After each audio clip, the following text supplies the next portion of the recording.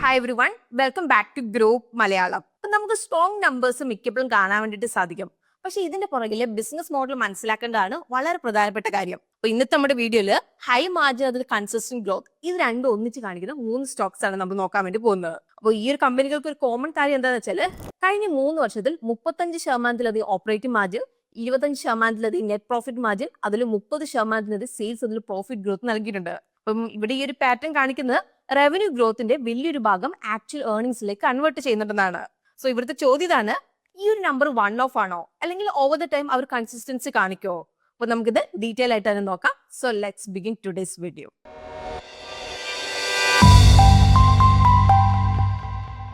ഇന്നത്തെ നമ്മുടെ first stock വരുന്ന SBFC ഫൈനാൻസ് ആണ്.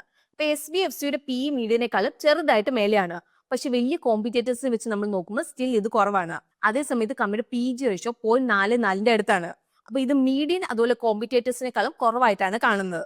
അപ്പൊ ഇതിവിടെ കാണിക്കുന്നത് സ്ട്രോങ് ഏർണിംഗ് ഗ്രോത്ത് ആണ്. അപ്പൊ ഇവിടെ നമ്മൾ കഴിഞ്ഞ 3 വർഷത്തെ ട്രെൻഡ് നമ്മൾ ഇവിടെ നോക്കുവാണെങ്കിൽ സെയിൽസ് 1.8 ഇരട്ടി വളർന്നു, അതുപോലെ ഇൻട്രസ്റ്റ് ഇൻകം 1.5 ഇരട്ടി ഇവിടെ വളർന്നു. അതേസമയത്ത് എക്സ്പെൻസ് കൺട്രോളിൽ നിന്നും എംപ്ലോയി കോസ്റ്റ് റേഷ്യോ ഇവിടെ ഡിക്ലൈൻ ആയതുകൊണ്ട് അപ്പം ഓപ്പറേറ്റിംഗ് ലിവറേജിന്റെ ഇമ്പാക്ട് ഇവിടെ ക്ലിയർ ആയിട്ട് കാണാം. ഫൈനാൻസിംഗ് പ്രോഫിറ്റ് 2.3 ഇരട്ടി വളർന്നു, മാർജിൻ 28% 36% എക്സ്പാൻഡ് ചെയ്തു. പിന്നെ നെറ്റ് പ്രോഫിറ്റിലും 2.3 ഇരട്ടി ഗ്രോത്ത്. അപ്പൊ ഇവിടെ നെറ്റ് മാർജിൻ 20% 26% ഇംപ്രൂവ് ചെയ്തു. അപ്പൊ ബിസിനസ് മോഡലിനെ പറ്റി നമ്മളിവിടെ സംസാരിക്കുമ്പോൾ SBFC സെക്യൂർഡ് MSME ലോൺസ് അതുപോലെ ഗോൾഡ് ലോൺസ് നൽകുന്നുണ്ട്. അപ്പോൾ കമ്പനിയുടെ main focus self employed entrepreneurs ആണ്. അപ്പോൾ ഇവർ മെയിൻലി ടയർ 2 അതുപോലെ ടയർ 3 സിറ്റികളിലാണ് ഇവിടെ പ്രവർത്തിക്കുന്നത്.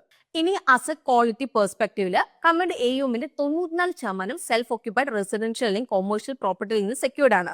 Q2 FY26 പ്രകാരം കമ്പനിക്ക് 16 സ്റ്റേറ്റ്സിലും 2 യൂണിയൻ ടെറിട്ടറീസിലും 174 സിറ്റികളിലായിട്ട് 220 ബ്രാഞ്ചുകളുണ്ട്.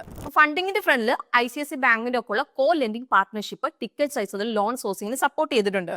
ഇനി നമ്മൾ മെയിൻ ഓപ്പറേറ്റിംഗ് മെട്രിക്സ് നമ്മൾ നോക്കുമ്പോൾ സെപ്റ്റംബർ 2025 അവസാനത്തോടെ SBFCയുടെ AUM 938 കോടിയായി. ഇയർ ഓവർ ഇയർ 29% ഗ്രോത്ത് ആണ് ഇത് കാണിക്കുന്നത്. അപ്പൊ ഇതിൽ 83% കോൺട്രിബ്യൂഷൻ സെക്യൂർഡ് MSME ലോൺസിനാണ് വരുന്നത്, 17% ലോൺ അഗൈൻസ്റ്റ് ഗോൾഡിൽ നിന്നും.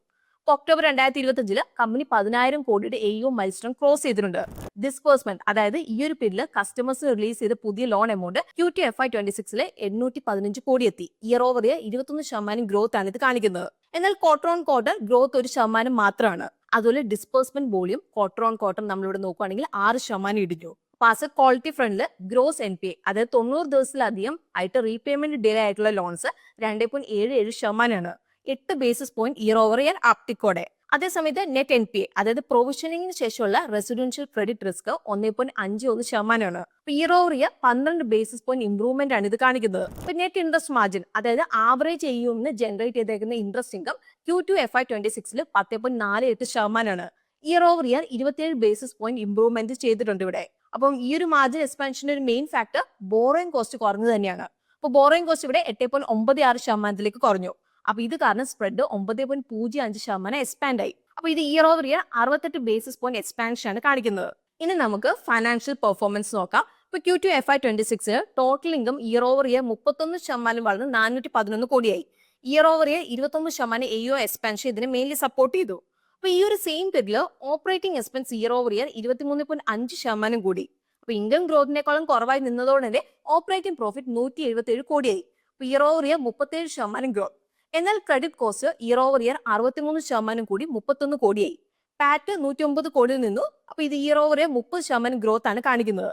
അതിൽ നെറ്റ് മാർജിൻ ഏകദേശം 26.5% നിന്നു. ഇനി നമ്മൾ ഗ്രോത്ത് ഔട്ട്ലുക്ക് നോക്കുമ്പോൾ കമ്പനി ഒരു ഗോൾഡ് ലോൺ ബിസിനസ് എക്സ്പാൻഡ് ചെയ്തുകൊണ്ടിരിക്കുകയാണ്. ഇപ്പൊ നിലവിൽ 220 ബ്രാഞ്ചുകളിൽ 185 എണ്ണത്തിലും ഈ ഒരു പ്രൊഡക്റ്റ് അവൈലബിൾ ആണ്.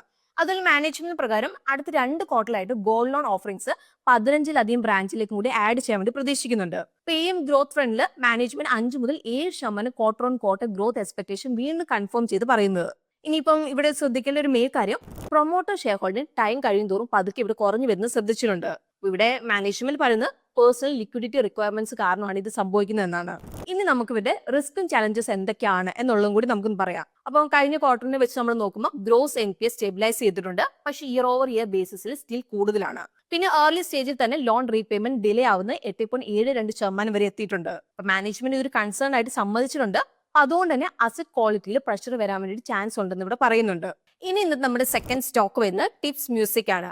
അപ്പൊ കഴിഞ്ഞ 3 വർഷത്തെ ഫൈനാൻഷ്യൽ ട്രെൻഡ് നമ്മൾ നോക്കിയാൽ 2023 മുതൽ 2025 ഫൈനാൻഷ്യൽ ഇയർക്ക് സെയിൽസ് 1.7 ഇരട്ടി വളർന്നു. അതേസമയത്ത് എക്സ്പെൻസ് 1.2 ഇരട്ടി മാത്രമേ കൂടിയിട്ടുള്ളൂ. അപ്പൊ ഓപ്പറേറ്റിംഗ് പ്രോഫിറ്റ് മാർജിൻ 55% 67% ഇംപ്രൂവ് ആയി. അതുപോലെ നെറ്റ് പ്രോഫിറ്റ് 2.2 ഇരട്ടി വളർന്നു. നെറ്റ് മാർജിൻ 41% 54% എക്സ്പാൻഡ് ചെയ്തോണ്ട്. ഇനി നമ്മൾ ഇവരുടെ ബിസിനസ് മോഡൽ ഇപ്പൊ സിമ്പിൾ ആയിട്ട് പറയുകയാണെങ്കിൽ ഇപ്പം 90s ഒരു പാട്ട് ഇന്നിപ്പോ ഇൻസ്റ്റഗ്രാം അല്ലെങ്കിൽ യൂട്യൂബിലൊക്കെ മില്യൺ വ്യൂസ് കിട്ടുന്ന പോലെയാണ്. അപ്പോൾ ടിപ്സ് മ്യൂസിക് ലിമിറ്റഡിന്റെ ബിസിനസ് ഇതുപോലുള്ള കൺസ്യൂമർ ബിഹേവിയറിനെ ആശ്രയിച്ചാണ്. അപ്പൊ കമ്പനിയുടെ main business audio visual music content creation അതിലെ അക്വിസിഷൻ ആണ്. അപ്പൊ ഇവിടെ tips music mainly music licensing എന്നാണ് അവരുടെ റവന്യൂ ജനറേറ്റ് ചെയ്യുന്നത്. അപ്പൊ ഇത് സ്പോട്ടിഫൈ, യൂട്യൂബ് അതിൽ ബാക്കിയുള്ള ഡിജിറ്റൽ സ്ട്രീമിംഗ് പ്ലാറ്റ്ഫോംസിൽ നിന്നാണ് വരുന്നത്. കമ്പനിയുടെ മെയിൻ വാല്യൂ അവരുടെ 34,000-അധികം സോങ്സ് ഉള്ള അവരുടെ എവർഗ്രീൻ കാറ്റലോഗ് ആണ്. പല ഇന്ത്യൻ ലാംഗ്വേജിലായിട്ട് സ്പ്രെഡ് ചെയ്ത് കിടക്കുകയാണ്. ഇനി ഇവരുടെ ഒരു ഇമ്പോർട്ടന്റ് ഡിഫറൻഷിയേറ്റർ എന്ന് പറഞ്ഞാൽ കമ്പനി ഡെറ്റ് ഫ്രീ ആണ്.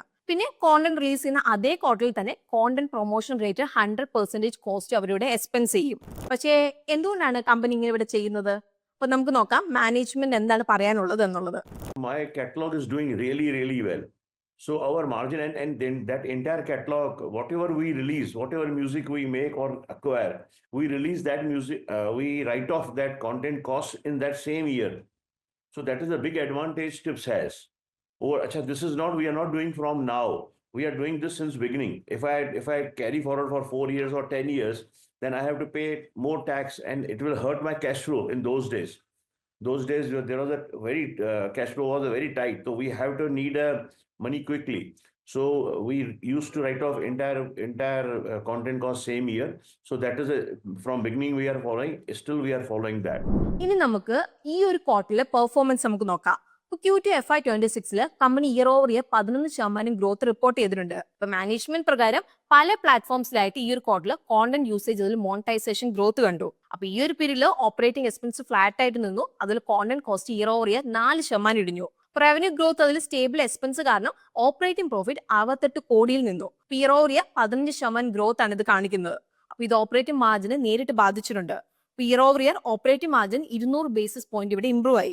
അതർ ഇൻകം ഇടിഞ്ഞു. അതിൽ നെറ്റ് പ്രോഫിറ്റ് 53 കോടിയിൽ നിന്നു. ഇയർ ഓവർ ഇയർ 10% ഗ്രോത്ത് ആണ് ഇത് കാണിക്കുന്നത്. റവന്യൂ ആയിട്ട് ഒത്തുപോകുന്നുണ്ട്. നെറ്റ് മാർജിനും 59.6% സ്റ്റേബിൾ ആയിട്ട് ഇവിടെ നിന്നു. ഇനി ഗ്രോത്ത് ഔട്ട്ലുക്കിനെ പറ്റി പറയുമ്പോൾ മാനേജ്മെന്റ് 2026 ഫൈനാൻഷ്യലിൽ ടോപ്പ് ലൈനും പാറ്റും 20% ഗ്രോത്ത് ഉണ്ടാകുന്ന ഗൈഡൻസ് ഇവിടെ വീണ്ടും കൺഫേം ചെയ്ത് പറയുന്നുണ്ട്. അപ്പൊ ഈ ഒരു ടാർഗറ്റ് നേടാനായിട്ട് സെക്കൻഡ് ഹാഫ് ഇയറിൽ ഗ്രോത്ത് സ്ട്രോങ് ആയിട്ട് വരണം എന്നുള്ളത് മാനേജ്മെന്റ് പറയുന്നത്. അപ്പൊ അതുകൊണ്ട് തന്നെ Q3 മുതൽ Q4 ആവറേജ് ആയിട്ട് 25% ഗ്രോത്ത് ഇവിടെ ഉണ്ടാവണം. ഇനി കോണ്ടന്റ് സ്ട്രെങ്ത്തിലേക്ക് വരുവാണെങ്കിൽ സ്പോട്ടിഫൈന്റെ കേസിൽ കമ്പനിക്ക് സബ്സ്ക്രിപ്ഷൻ റവന്യൂ നിന്ന് ഏകദേശം 55% ഷെയർ കിട്ടുന്നുണ്ട്. അപ്പൊ അതുകൊണ്ട് തന്നെ സ്പോട്ടിഫൈ ചെയ്താൽ 20 മുതൽ 25% പ്രൈസ് ഹൈക്കിന്റെ ബെനിഫിറ്റ് കമ്പനിയുടെ റവന്യൂവിൽ റിഫ്ലക്ട് ചെയ്യുമെന്നാണ് ഇവിടെ പ്രതീക്ഷിക്കുന്നത്. അതുപോലെ ഇപ്പം പല പ്ലാറ്റ്ഫോംസിലായിട്ട് ബിസിനസ് എങ്ങനെയാണ് പെർഫോം ചെയ്യുന്നതിനെ കുറിച്ചിട്ട് മാനേജ്മെന്റ് എന്താണ് പറയാനുള്ളത് എന്നുള്ളത് നിങ്ങൾ ഒന്ന് ഇവിടെ കേട്ടു നോക്കാം. Mr. Taurani, YouTube has been slowing for you all for the past couple of quarters, right? No, actually, it's a shorts. There is another revenue stream that is shorts that is being slowed down, but we don't have any impact on that because that's a lump sum kind of a deal with YouTube, so we will not have any money impact. Okay. So, how is the Meta platform doing for you all as well as Spotify? I mean, both are doing well. We are really doing a lot of good things on them. My mini songs are really working very nicely, and there is a 3-4 songs which I have written in my annual report. This really doing well. ഇനി നമുക്ക് cash flow perspective നമുക്ക് നോക്കാം. 2024 ഫൈനാൻഷ്യലിൽ കമ്പനിയുടെ CFO 233 കോടിയിൽ നിന്നു.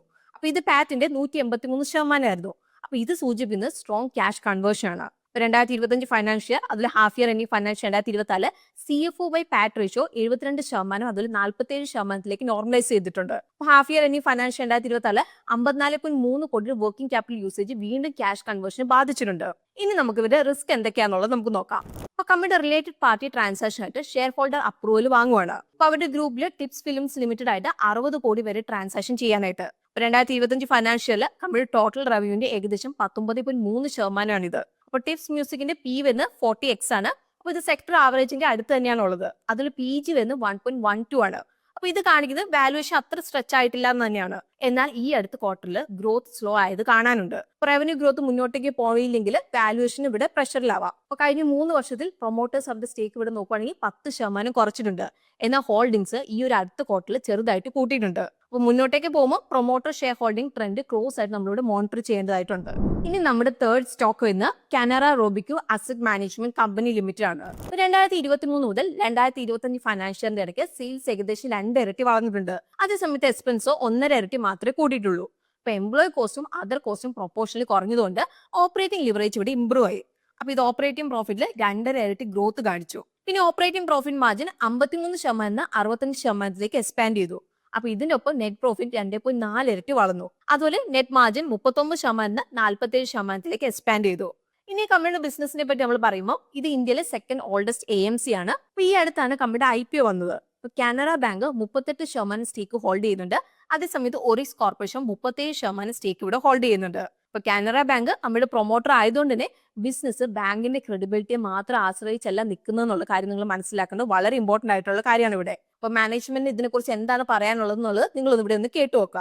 June 30th, 2025 Canara bank का contribution 8% था हमारे 8%। 8%, 92% बाकी डिस्ट्रीब्यूटर से आता है. अच्छा, तो इसका ऐसा नहीं कि मतलब कैनरा बैंक का नाम है तो यानी बिजनेस सारा वहाँ से आ रहा है, वैसे 92% हाँ, हम कोई भी डिस्ट्रीब्यूटर ओवर डिपेंडेंट नहीं है. ഇനി ഡിസ്ട്രിബ്യൂഷൻ സൈഡിൽ Canara Robeco AMC pan India multi channel distribution network വഴിയാണ് ഇവിടെ പ്രവർത്തിക്കുന്നത്. അപ്പൊ ഇതിൽ വരുന്നതാണ് ഡിജിറ്റൽ പ്ലാറ്റ്ഫോംസ്, 27 ഫിസിക്കൽ ബ്രാഞ്ചസ്, അതുപോലെ ഏകദേശം 54,000 ഡിസ്ട്രിബ്യൂട്ടേഴ്സും. ഇത് നമുക്ക് മെയിൻ ഓപ്പറേറ്റിംഗ് മെട്രിക്സ് നമുക്ക് നോക്കാം. സെപ്റ്റംബർ 2025 പ്രകാരം കമ്പനിയുടെ ക്ലോസിംഗ് AUM 1,17,600 എത്തി. അപ്പം ഇയർ ഓവർ ഇയർ 6.4% ഗ്രോത്ത് ആണ് ഇത് കാണിക്കുന്നത്. ഇനി നമ്മൾ പോർട്ട്ഫോളിയോ കോമ്പോസിഷൻ നോക്കുമ്പോൾ കമ്പനിയുടെ പോർട്ട്ഫോളിയോ ലാർജ്ലി ഇക്വിറ്റി ഫോക്കസ്ഡ് ആണ്. ഏകദേശം AUMന്റെ 90% ഇക്വിറ്റി ഓറിയന്റഡ് സ്കീംസ് ആണ് വരുന്നത്. എന്നാൽ തുടക്കത്തിൽ കമ്പനി ഇക്വിറ്റി ഫോക്കസ്ഡ് ആയിരുന്നില്ല.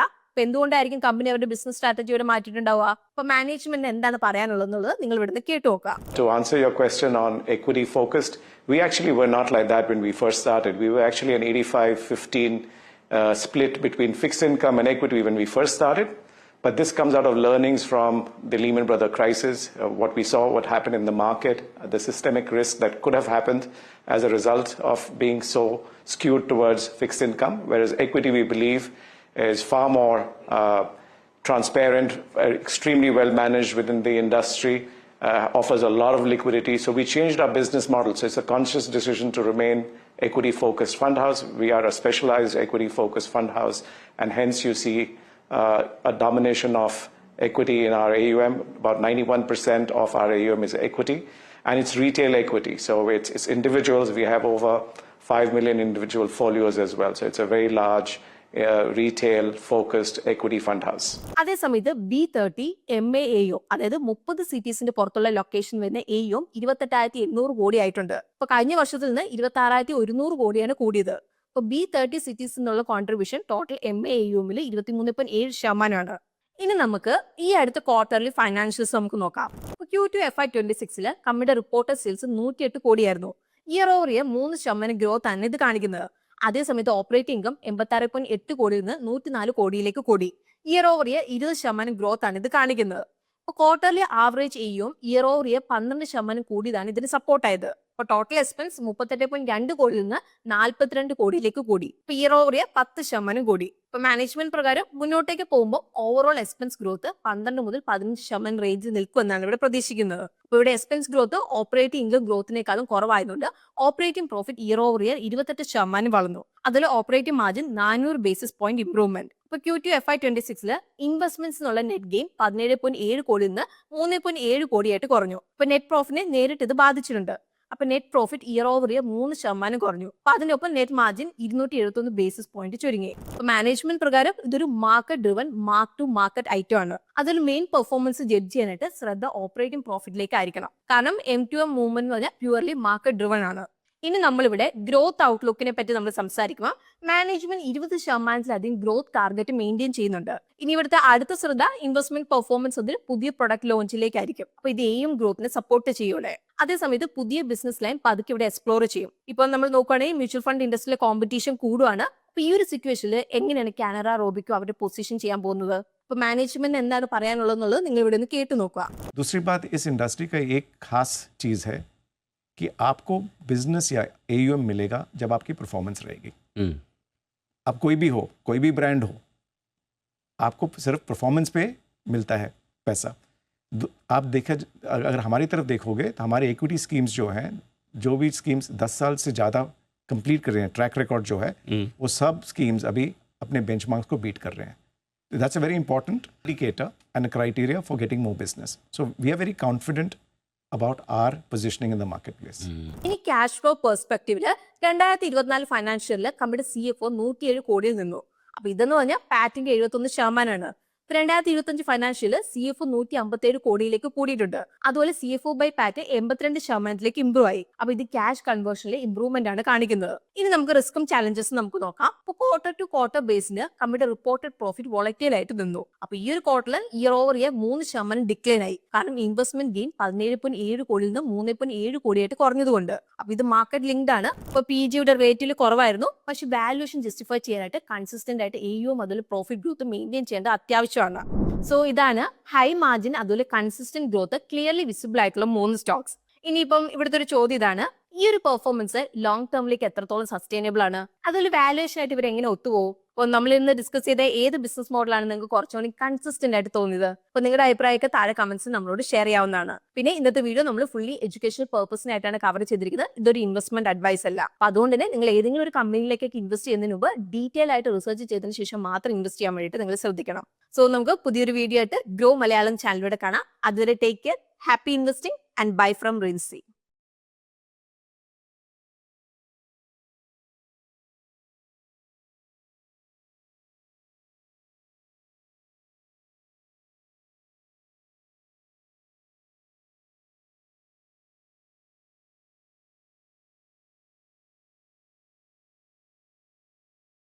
Investment in securities market are subject to market risks. Read all the related documents carefully before investing. Please read the risk disclosure documents carefully before investing in equity shares, derivatives, mutual fund, and or other instruments traded on the stock exchanges.